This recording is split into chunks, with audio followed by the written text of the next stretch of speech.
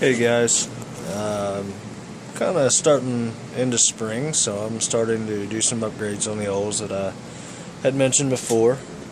One was replacing my intake manifold, not necessarily for any reason, hello kitty, other than the cast iron intake manifold was starting to leak at the gasket area. Starting to pull antifreeze on the intake manifold, which is obviously not good.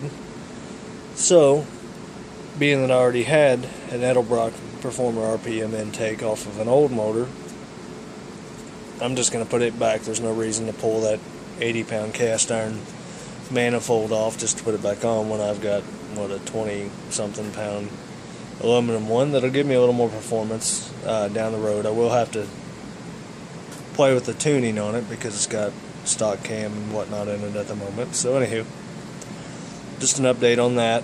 You can see the carburetor. I went ahead and pulled the distributor out just to make it easier to lay my bead of RTV silicone on the back end gap, or whatever you want to call it. I don't use the rubber seals that come in your intake manifold set. These Edelbrock recommends not using them. Of course, Edelbrock also recommends you use a good Felpro valley pan gasket, and I don't use the valley pan gaskets. I use regular intake gaskets, just a little bit thicker. So, that being said, what I've kind of got today, if my cat will get out of the way, is, while I had everything off, I wanted to address an issue with my alternator. And basically what the issue was, I had the alternator tested just to save myself some work, but it was noisy when it was running. Long story short, what I found is this bearing, there's nothing really wrong with this bearing, and I could probably clean it up and put it back in, but I'm not going to. Basically, this alternator is 42 years old, something like that, so the grease dried up in it. Well, took the alternator apart, and if you're not comfortable doing that, it's actually a pretty simple thing to rebuild them. Not always cost effective. Like in this event, I'm guessing this is maybe a 55 or a 63 amp externally regulated alternator. You can pick these things up for like $27. A rebuild kit for them is going to run you 15 to 20. It's kind of like, where do you want to go with it? Are you that hardcore that you want the original alternator, or do you want to upgrade? So, basically taking these things apart is pretty straightforward. This is the front end bell that you'll typically see, and it'll have your fan and whatnot on it, so on and so forth. And you'll have your shaft coming through. You'll have to forgive me, I've got a cold, so. But anyway, you'll take the nut off of that. Usually requires an impact. You don't really have to do much other than have a good glove in case this thing spins. Just hold on to it. It's a 15/16 nut. Take that off. It will have several little spacers. One might be sitting right here. Where have you? Keep track of those, because if you decide to rebuild, you're going to have to put those back where you go, or where they go. Right inside this front end bell is where this bearing was at. Obviously put the cap back just to keep track of nuts and bolts when I thought I was going to rebuild it. This bearing alone, it's a it's a 3208 bearing. This bearing alone from the auto parts store, the cheapest one I found was $19 or something. It's special order, another $6 for shipping, yada yada yada. So long story short, what I'm going to do is I'm going to take the opportunity, I'm going to grab a 78 amp internally regulated alternator off of an 84 Camaro, for example, and convert over to internal regulation. I mean, I've already got the AGI set up, so I've cleaned off the intake manifold. I don't have my points distributor there anymore and stuff like that. That's just the route I chose to take. So basically, I just wanted to give a little synopsis of the parts you'll find in an alternator. Obviously, you got the two end bells, front end bell, rear end bell. Before you take these things off, take a punch or something and punch them so you can get them lined back up so that you have the right clocking as far as your plug in the back. So basically, once you get the front end bell off, which mine fought me because of the grease and everything jamming up around the bearing, and then I did a dummy mistake and I dropped it, which mushroomed the end.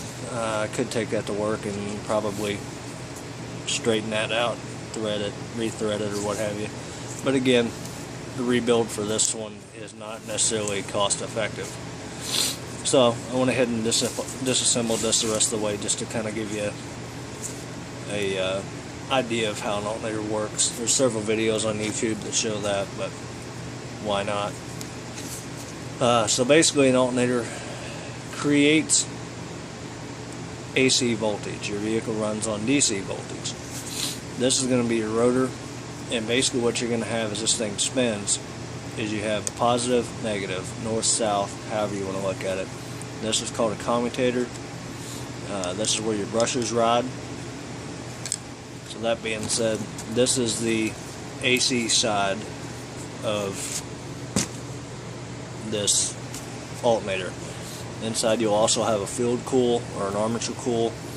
This is an AC setup, and as you can see, each of those little metal pieces in there, each of these standards here, they're actually little bitty tiny small metal sheets held together, and you'll have insulation, varnish, and all that kind of stuff. If you decide to rebuild, take a good look at this. Mine has a few nicks in it, and you could seal those back up with an insulation varnish, spray on varnish. I would highly recommend electrical cleaner of some sort. And basically this is similar to a 3-phase AC motor, if anybody's ever worked on one of those. So basically the power goes in through the field coil, energizes it, creates a magnetic field, the shaft rotates north-south, so on and so forth, you get AC voltage. Looking a little further down in here, you've got your diode assemblies. Diodes are basically check valves, only allow electricity to run one way. So as this thing rotates, the diode assemblies are only going to pick out a certain phase at a time so that you get DC current. And down in here you'll have a needle bearing. I don't know if you can see it. Down in here, most rebuild kits don't come with that. Hopefully you won't need one. Typically don't wear out. This one is pretty gunked up and dirty. Another reason why I didn't want to mess with it. And you can replace these diode assemblies separately. Depends on how, what kind of a rebuild kit you get, if you want to say that. Another thing I noticed when I took my brush holder off, which is basically what you plug your pigtail into the back. When I took my brush holder apart, it decided that it was done. This is just plastic. Again, it's 42 years old, so it's kind of like, what do you expect? What's your ultimate goal? Typical rebuild kit. This one isn't for this alternator. This is for a internal regulated alternator. This is a basic rebuild kit. That one's from Victory Lap, obviously. It comes with bearings, your diode assembly, springs, and there's a little pin. If you're looking for an in-depth video on how to rebuild these things, the guys from Truck Tech, or whatever you want to call it now, Power Block TV, they did a really good in-depth kind of alternator rebuild. But it'll come with brushes, and there's several different styles of brushes and whatnot, so you just basically have to match up what yours came with. And then you have your voltage regulator, rectifier, whatever you want to call it, for an internally regulated alternator. Obviously, for an external regulated alternator, you'll have a square box on your firewall. So just to give you an idea, this is a diagram I got off of the internet, and it's probably the best one I've seen. If you are doing this conversion, which we'll talk more about as I get into it, basically what you have is your 12SI, or internally regulated alternator here, and your external voltage regulator. You'll jump wires. I don't know if you can see that.